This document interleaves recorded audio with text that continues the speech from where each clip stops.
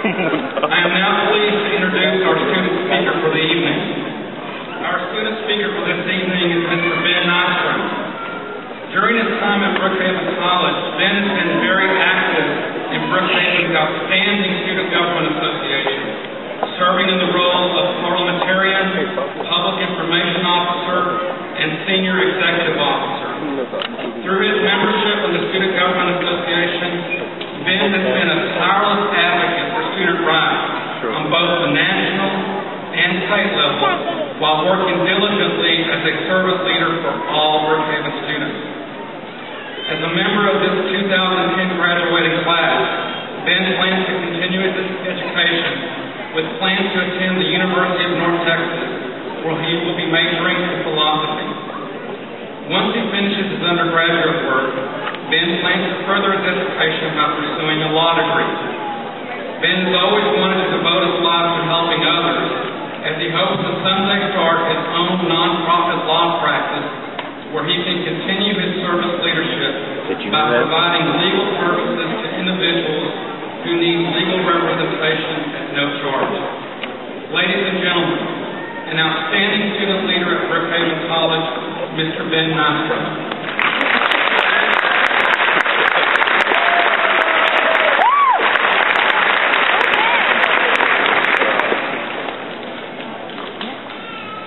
Thank you, everyone. I have to start by saying two things. First and foremost, thank you to everyone who helped me along the way. To my mother, to my father, to my advisor, to my friends in student government. I would not be who I am without you today, so thank you. I also have to say that it's a tremendous honor to be here today. When I originally came to Brookhaven, I was under the impression that I would be the best and brightest. I can safely say now, after spending 3 years at this school, that I was very wrong. Brookhaven has shown me some of the most amazing people I will ever meet, and I am truly honored and humbled to be part of this graduating class. With that being said, I want to talk to you about something that is very serious for me. Now, for those of you who do know me, you know I'm not the most serious of people. Whenever the situation arises, and oftentimes when it doesn't, I love to make a joke. So understand that when I say this is very serious, that I truly mean it. I want to spend a few minutes talking to you about my hero. Although he hasn't always been one, he is now a great American. He built an empire from the ground up, and today serves as the sort of guardian for freedom and civil liberties around the world. Ladies and gentlemen, my hero is Tony Stark, or some of you may know him, Iron Man. Iron Man!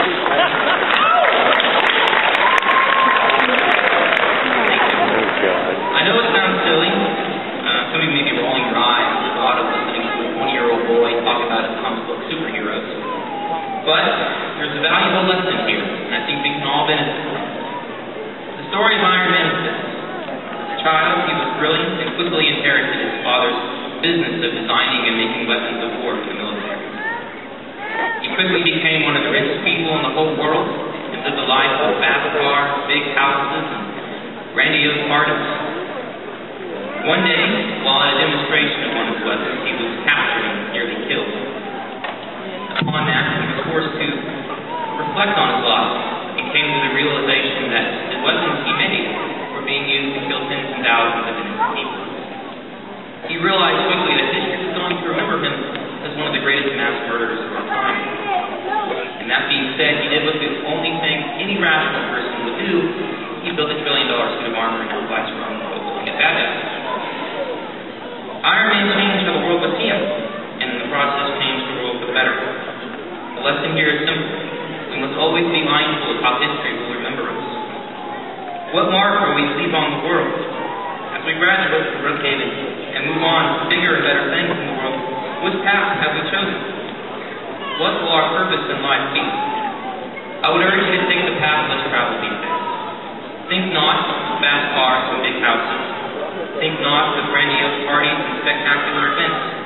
Instead, decide here and now to commit your life to one of the simplest ideas, that of helping people and making the world a better place. Whatever your goal in life is, whether for now it is more education or a new career or whatever it may be, try to